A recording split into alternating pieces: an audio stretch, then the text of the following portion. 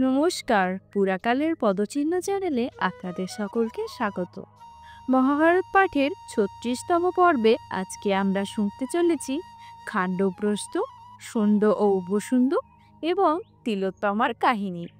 বিদুরের কথা শুনে ধ্রুপদ বললেন, আপনার প্রস্তাব অতি সঙ্গত। আমার এই বিষয়ে কিছু বলা উচিত নয়। যদি যুধিষ্ঠিরাদি ইচ্ছা করেন এবং বলরাম ও কৃষ্ণ তাতে মত দেন, তবে পাণ্ডবগণ অবশ্যই যাবে।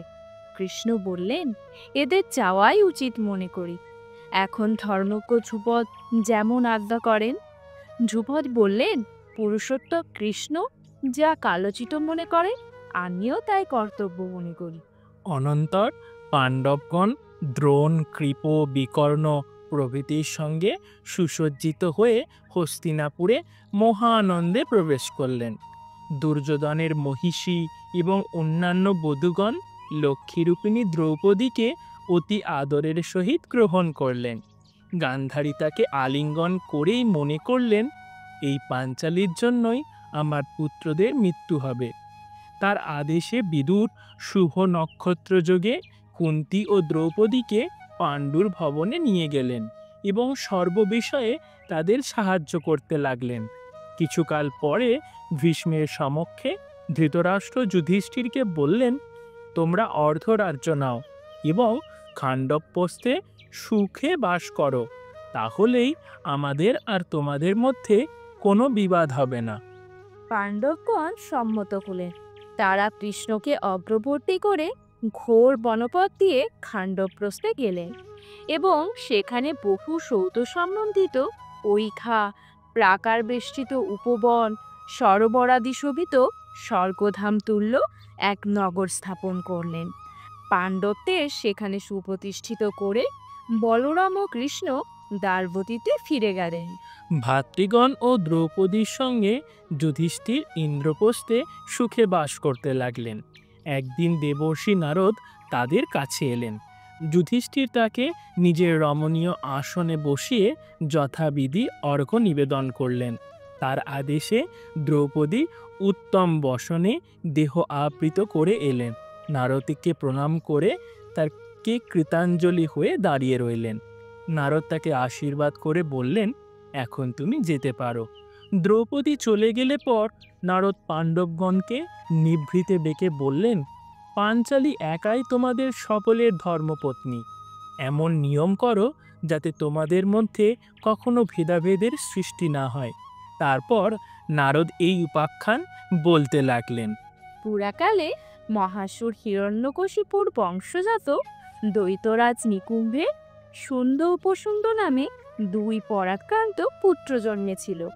তারা পরস্পরের প্রতি অত্যন্ত অনুরক্ত ছিল এবং একযোগে সকল কার্য করত। বয়ঃপ্রাপ্ত হয়ে ত্রিলোক বিজয়ের কামনায় তারা বিন্ধ্য পর্বতে গিয়ে কঠোর তপস্যা আরম্ভ করলেন। দেবতারা ভয় পেয়ে নানা প্রকার প্রলোভন দেখিয়ে তাদের তপভঙ্গ করবার চেষ্টা করলেন, কিন্তু সুন্দ উপসুন্দ বিচলিত হলো না।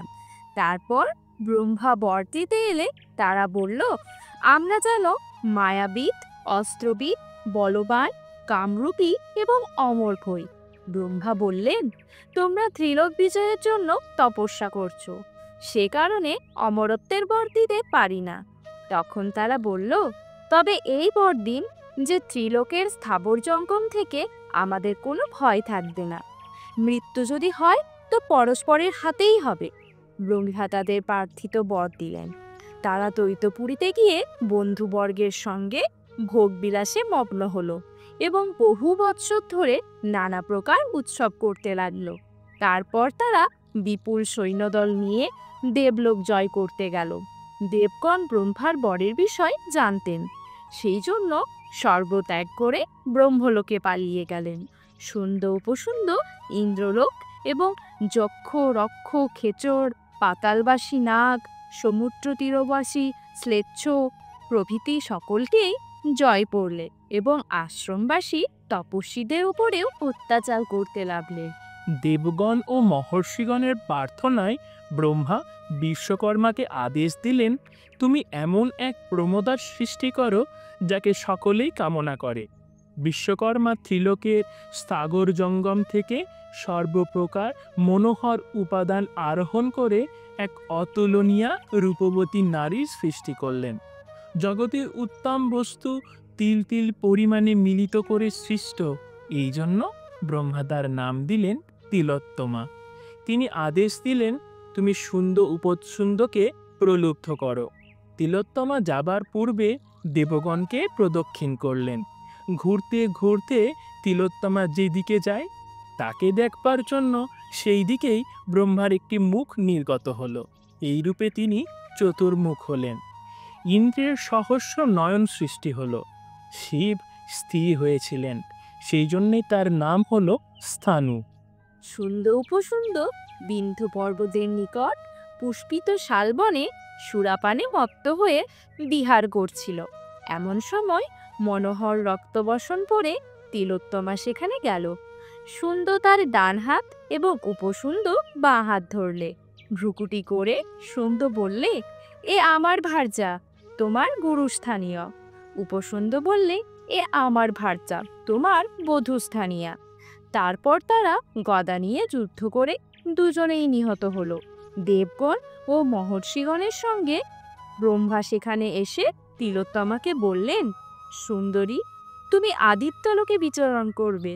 তোমার তেজের জন্য অন্য কেউ তোমাকে ভালো করে দেখতে পাবে না। উপাখ্যান শেষ করে নারদ বললেন, সর্ববিষয়ে মিলিত ও একমত হয়েও তিলোত্তমার জন্য দুই অসুর পরস্পরকে বধ করেছিল। অতএব তোমরা এমন উপায় করো যাতে দ্রৌপদীর জন্য তোমাদের কখনো বিচ্ছেদের সৃষ্টি না হয়। তখন পাণ্ডবগণ এই নিয়ম করলেন যে দ্রৌপদী এক একজনের গৃহে এক এক বৎসর বাস করবেন। সেই সময়ে অন্য কোনো ভ্রাতা যদি তাদের দেখেন, তবে তাকে ব্রহ্মচারী হয়ে 12 বৎসর বনে বাস করতে হবে। আজকের মতো মহাভারত পাঠের পর্ব এখানেই সমাপ্ত হলো। আগামী দিন আপনারা শুনতে পাবেন মহাভারতের এক নতুন কাহিনী। নমস্কার।